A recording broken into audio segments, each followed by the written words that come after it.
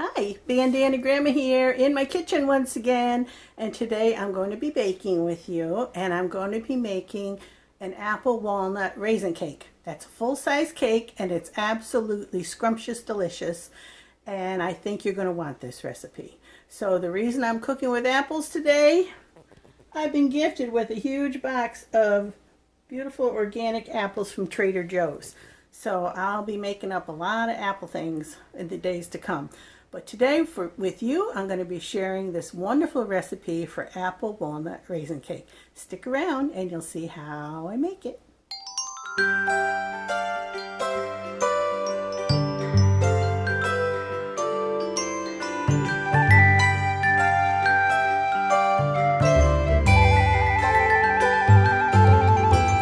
Now for the ingredients for the apple cake, you're going to need 1 cup of sugar, 1 cup of vegetable oil, 1 cup of brown sugar, 2 teaspoons of vanilla, 2 eggs, 2 cups of all-purpose flour, and here I have 1 teaspoon of baking soda, 1 teaspoon of salt, and 2 teaspoons of cinnamon.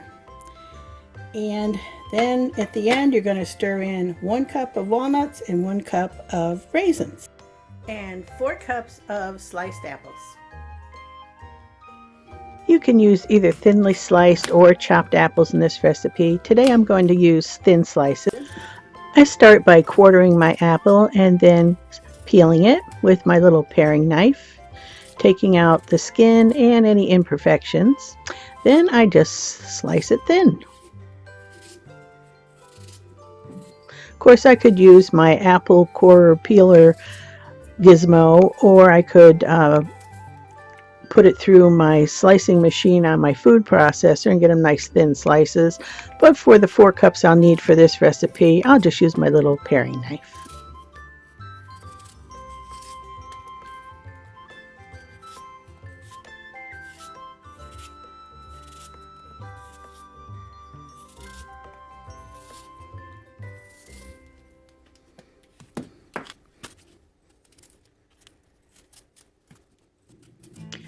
I like to give credit to the sources of my recipes, and this one came from P. Allen Smith, who has TV shows on usually public television and other places.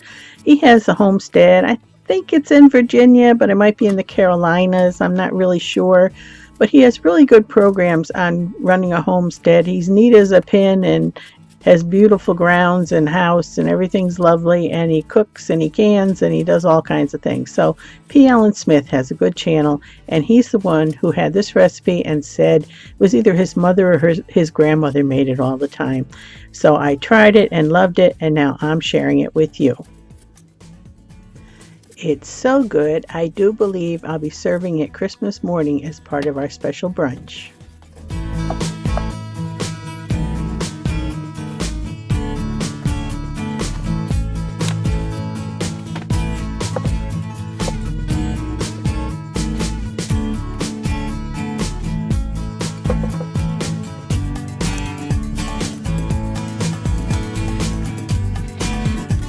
Here we go with a cup of sugar,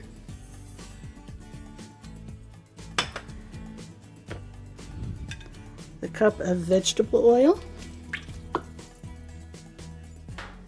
cup of brown sugar, and 2 teaspoons of vanilla.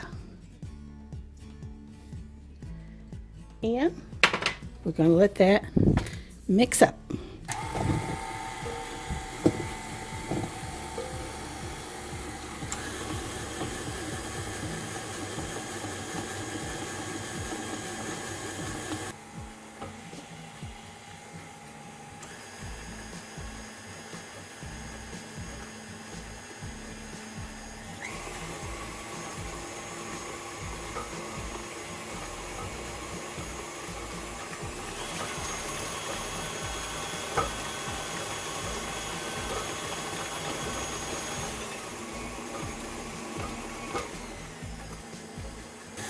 When that's creamed together well, then we're going to add our eggs. 2 eggs, 1,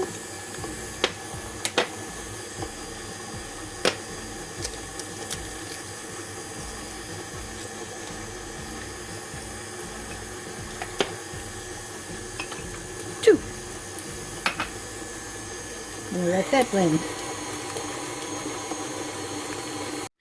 Now that the eggs are blended in with the cream and sugar, or the sugared and oil cream together, I'm going to add the salt, baking soda, and cinnamon to the flour and whisk that in till it's well combined. And then I'm going to sift it into the bowl with the creamed oil and sugars in it.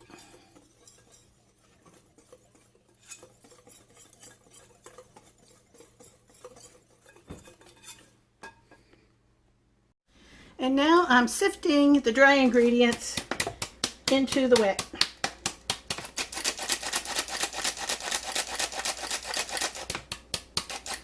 For a nice smooth batter.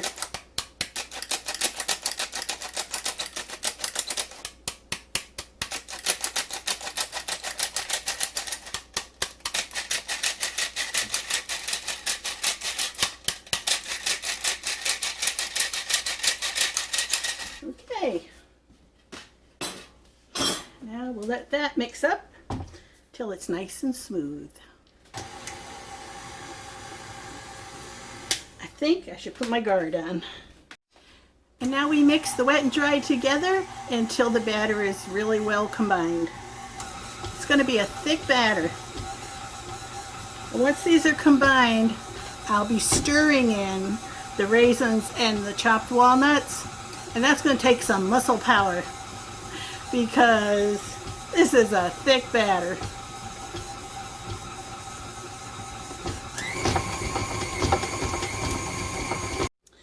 Now this batter is so thick, I might be tempted to add a little more liquid, but I'm going to start by adding the apples. So there's 4 cups of thinly sliced apples. I think the chopped were easier because, you know, a little bit stir easier, but we'll give these a go, see how it works.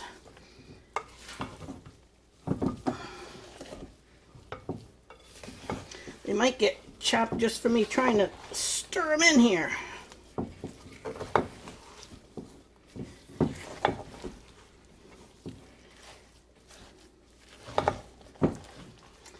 And along with that goes the cup of raisins and a cup of chopped walnuts, making it even thicker.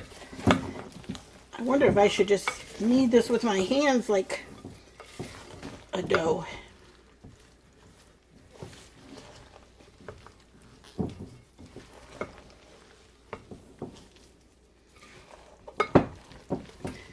Now this gets cooked in a bundt cake pan. Of course you can use another kind if you prefer.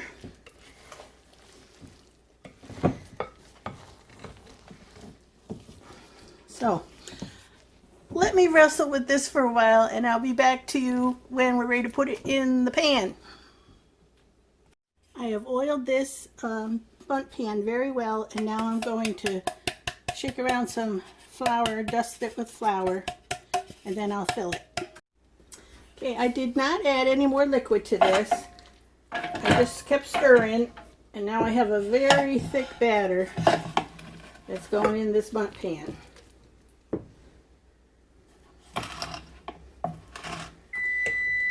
That's my oven telling me it's preheated to 325. And this is going to cook for quite a long time.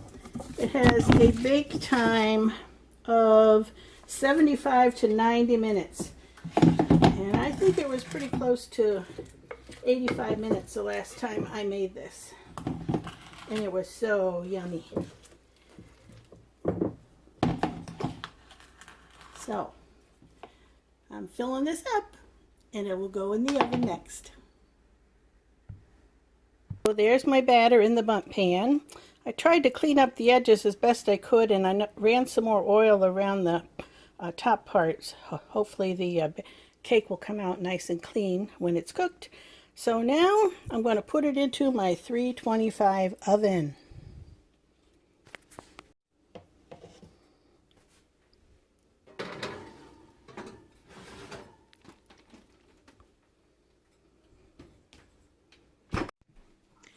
It's all done. Time to come out. And look at that. Even though it was very heavy, thick batter, and I added no more liquid, it all came together and rose and looks beautiful.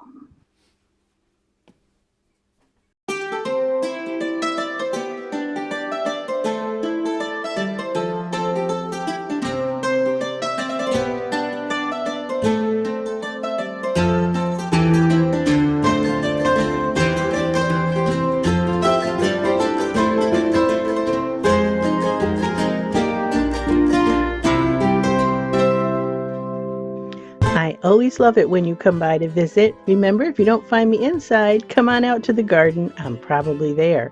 Be sure to come back often and subscribe, like, and hit that notification bell so you know when I'm on next time. See you then.